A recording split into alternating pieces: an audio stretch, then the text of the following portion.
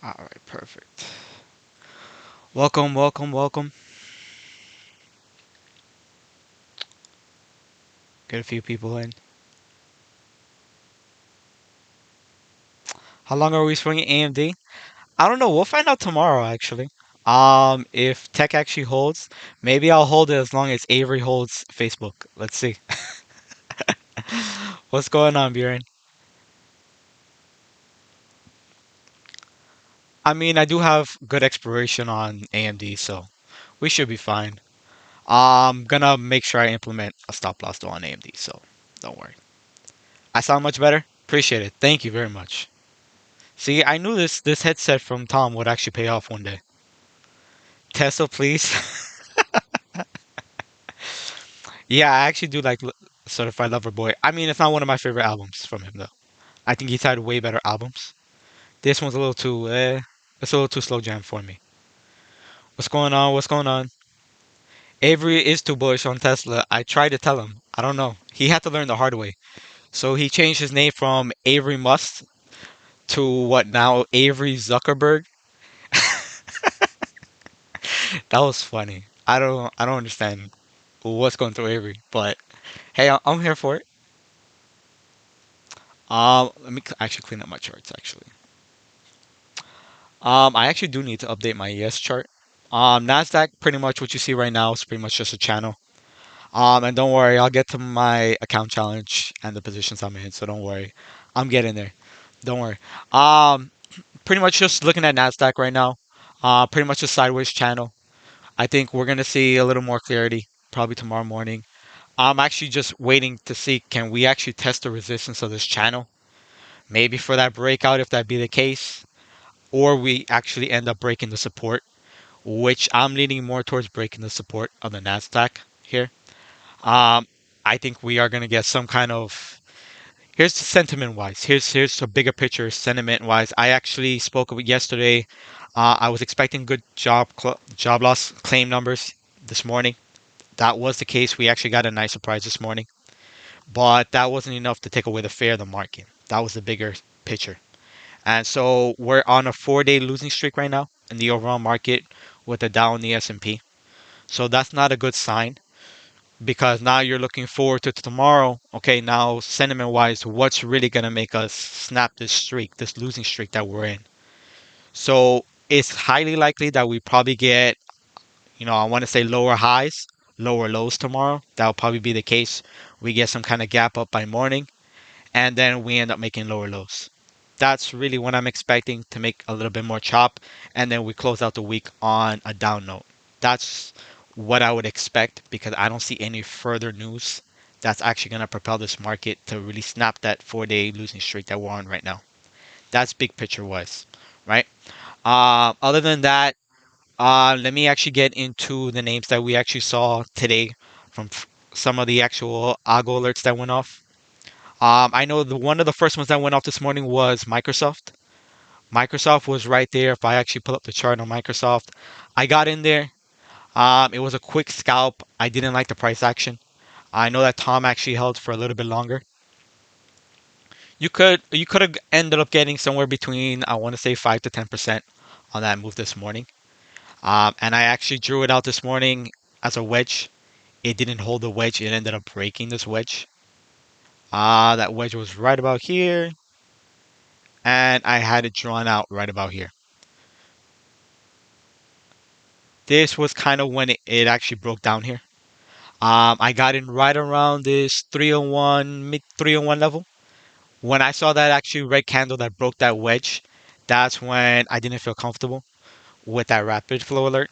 So I ended up getting out of that. And then I know that Tom ended up holding for a little bit longer. I think he scalped it. He took some profits and then he held a little bit longer, which caused him to probably go red, maybe or so. But you had an opportunity, depending on where you got in. If you actually got in after it broke the pennant here, then you had an opportunity to take that little pop right there, and you would have got a quick maybe 5-10% depending how low on the bottom of the candle you got it. So that was one of them that actually went off. The other one was the Tesla, and getting into Tesla, of course. And I feel like Tesla's going to be my story of my night here. But Tesla actually ended up popping, I want to say about 3 times here to try and break that 760 mark. And that's what was really troubling today. It tried to break here. It ended up getting right over there to about 762 level. It couldn't hold. And that's when I actually got a little nervous about Tesla. I didn't trade it today though. I know that Avery was in there, so I was a little bit more nervous for him on his part. But the fact that it couldn't hold over the 760 level, that's where the concerning part was. It ended up testing there about 3 times this morning, and then it ended up declining. It tried to break out midday. It didn't happen again. And so once we ended up starting making lower lows, I didn't feel comfortable with Tesla actually holding and breaking above the 760 level. This kind of actually looked a little bit more like a rising wedge as we got a higher resistance level. As you see, as they progressed, it actually created a higher that resistance level for a rising wedge, and then I had a defined support level here. I think it's actually going to break that support level tomorrow. That's what I'm anticipating. Could you get an early pop, maybe some kind of gap up early in the morning? I would probably assume that it probably gets close enough to that 756, 757 area where it's going to try to push for that 760 again, but I don't expect it to push. And the fact that Tesla already has all of its reports are already out, all those the scrutiny about their production for this current month, what Elon's plans are. I know he sent out a few tweets. I think all the good news on Tesla is practically already out there. And the fact that it couldn't hold over 760 is pretty much sentiment wise. I don't see that getting back over that level. I think it would have to be, I mean, volume would literally just have to take this to get it back over that 760 level. So I'll hold that tomorrow morning. We'll see what it does as far as the small account challenge that I have it on. I know that I got a 750 put that expires tomorrow. It's a hedge for my AMD calls. So if market does bleed out, if we do tank, that was my so-called hedge. And we'll see how that plays out. But I'll be quick to cut the loss if need be. And that's what I'm going to try and make sure I stick with. Because as you see with the small account, one small mistake on the small account can really cost you. Facebook almost cost me. I got lucky and I got out this morning. If I switch over to Facebook, I got out pretty quickly on that gap up. Let me actually just clean up the chart. I got out pretty quickly on this gap up this morning, close to that 379 level, mid 379. I got out there. My entry was right around I think the 378, low 378. And so once I closed out, I was in the money and I just took the small profit that it gave me. You think Tesla's going to be pinned below 750? I think it is. I know that the 760 strike that expires tomorrow, there was like 74,000 that exchanged hands on that specific strike. I don't think the market makers want to keep it over that 760 level. Again, we'll see what happens by morning. The fact that all the good news is out on Tesla already. All the tweets are out. Elon's already pumped it. All the reports are out there. I don't see anything else that can really pump it higher and get it back over that 760 level. Again, the jury's still out there. We'll see what happens tomorrow morning. Back to Facebook though. I got out of Facebook, so I got clean out of that one, and that's what kind of reset the small account for me. So I give you the bigger picture there. I know that Avery actually held.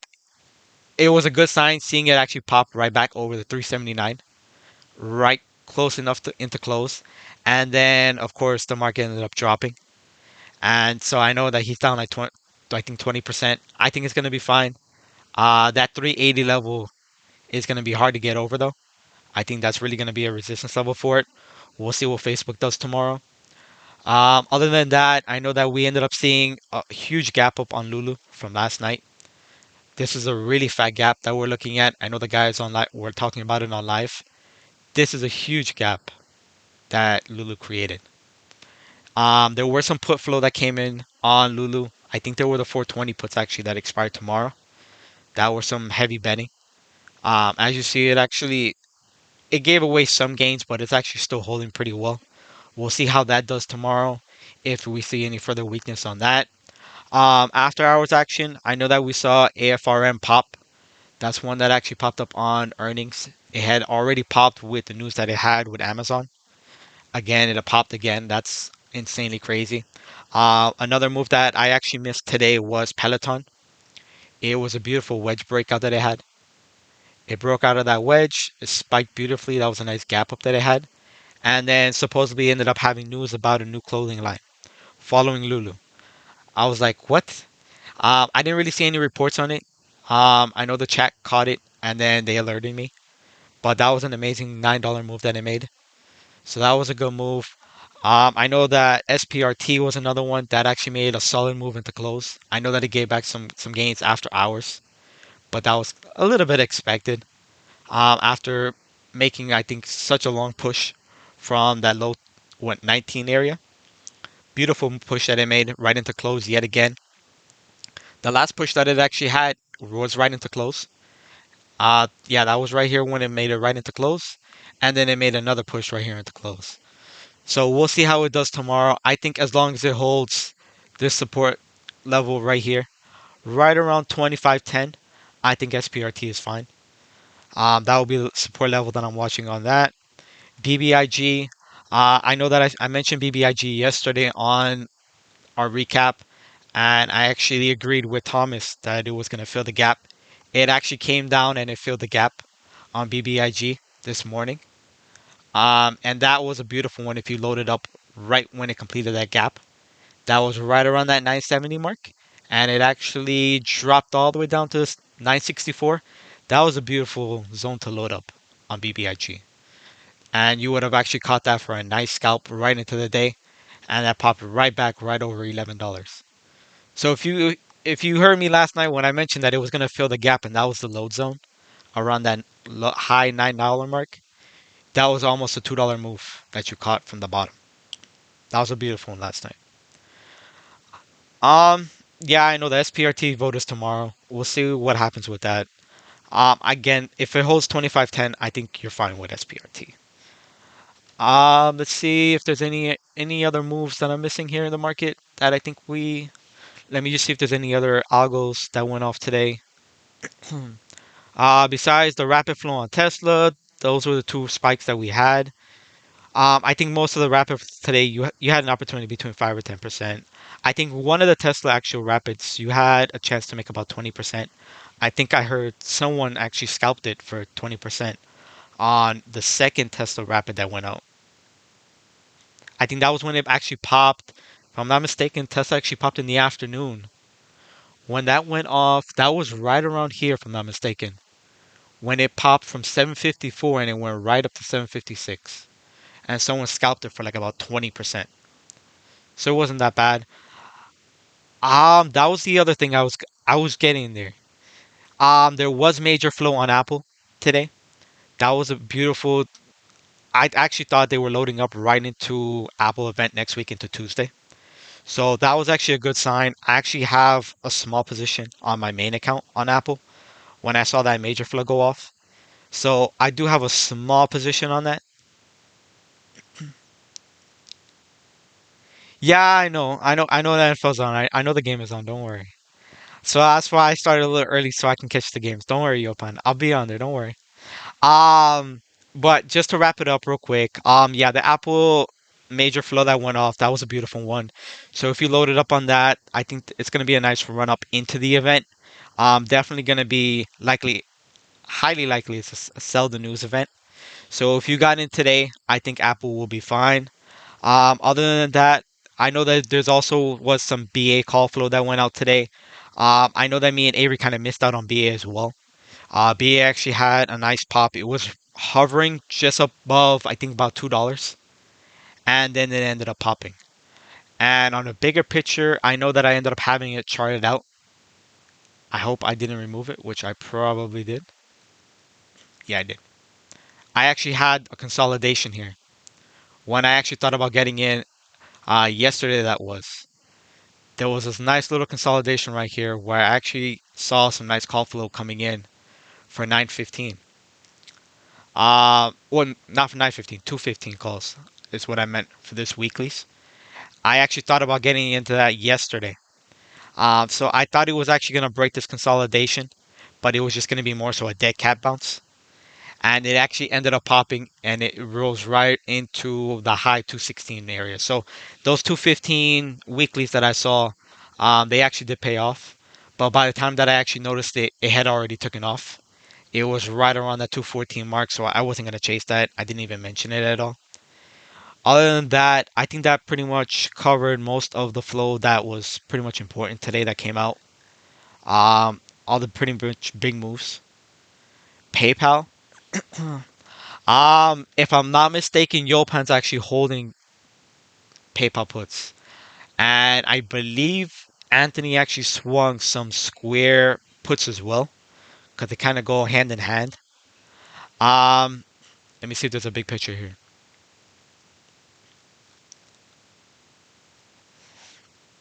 Mm, Not seeing too much that I like here.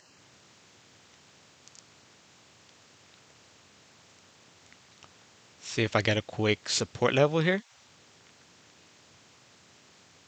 I think that support level will be right around here. So I would look to see if PayPal is actually going to hold that 285 level. If it breaks that 285 level, it's going right down to this gap fill.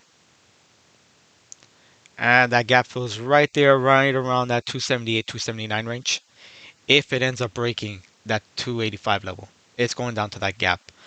If we end up getting some kind of push to the upside, then I would look to see this getting close enough to that 297. If it can end up pushing higher, which I don't see that push getting up there, I think it has a better chance of breaking support. And I'm with you, Pan. Appreciate it. Thank you, Izzy. But other than that, yeah, I think PayPal's actually going to end up breaking the support level. I think we'll end up breaking that 285, and then we'll see a gap fill right there into that 279, 278 level, depending how much selling pressure adds up in there. The head and shoulders, yeah, I saw it. I mean, it's a little bit lopsided, but I do see that. I do see that head and shoulders, that left shoulder, the head, and then it's going right into the right, which that right shoulder actually could extend a little bit further out. So that's why I did extend that wedge all the way out. This expanding. I do think it can go a little bit more sideways before it ends up breaking the support, but we'll see what it does. But either way, I think it's gonna end up filling that gap below on PayPal. Other than that, I don't think I really did. I think the biggest winners today were Moderna. Um, you heard Avery and all the guys; they were all over Moderna. That was a crazy move that Moderna made. Um, I think I had a resistance line going right across. If and I actually had this on my main account. I took a trade on it. My resistance line was right about here, and I actually think it was gonna pop right up to 465. That was my resistance line. That it was kind of like my overhead right there. I know that they ended up taking it right here, and then that's when you heard us on live. It actually popped right from 449 right up to 456, which was crazy. That was a crazy pop. I actually think it does have one more leg to go higher. I think you're going to get close enough to that 470 level. If it ends up going tomorrow, I think that's right where you're going to end up hitting resistance at that 470 level, and then we'll see at that point and noticing this gap right now, actually, right now. If, in fact, once it gets to that 470 level, once it rejects there, if we end up tumbling that back down to that gap fill before it makes its next directional move. And we'll see. Other than that, I know that UPST was also another big mover. That was a pretty beautiful move on UPST. This thing has just been steady. I think you can actually draw. Is there a definitive trendline support? I think there might be one actually. Yeah, pretty much a definitive trendline support. It actually broke, went right back over, and you had a nice little breakout right here. Ended up breaking out of this beautiful little wedge right here. Which I would probably put right there. That was a beautiful little wedge that it broke out of. It held a little support right there, and that was a nice little pop that it had midday, close to the afternoon. So that UPST is just a monster. I think it is going to go higher. I won't be surprised if we see 300 by next week. I'm not going to say tomorrow, but I think it is going to 300 before we see this kind of get that pullback that we would be expecting, because the uptrend is just way too extended. But it's got one more leg, I think, going right up to that $300 mark, and we'll see where it does from there. Other than that, I think I covered most of the big movers today. Let me see if there was anything that I was missing. Any other big movers? I know that I was all over shop too. I scalped shop, and I was all over that on live. I told you guys I was pretty much my targets as I actually made that move. With that news from Amazon, I think it was really oversold, and shop actually made a beautiful move to rebound today. So that was another one that was a nice move today. I know Dougie was all over Dash. He was calling that out, popping in and out of live, just calling out on Dash. And then he's also in Disney, I think, still at this moment in time. I believe he's actually still in Testicles too. I don't know why he would be in Testicles. Because Tesla's gonna be dead. At least I'll tag him tomorrow and I'll let him know that. Other than that, I think that kind of wraps up tonight. We'll see what the market does. Again, we're on a 4-day losing streak right now. We'll see what the market does. I don't expect any good news that's gonna snap that tomorrow, unless we get some kind of surprise by morning. So I expect to see lower highs, lower lows tomorrow, and then we close out the week on a down note, and then we'll see what next week does. If there's more market correction in place for us, then all right. Other than that, I think that wraps up tonight. I know Peloton. I can't even believe Peloton ran $10 today. That's just insane. Other than that, I think that wraps up tonight, guys. You guys have a good night. Let's go watch some football, and be ready for Lotto Friday. All right.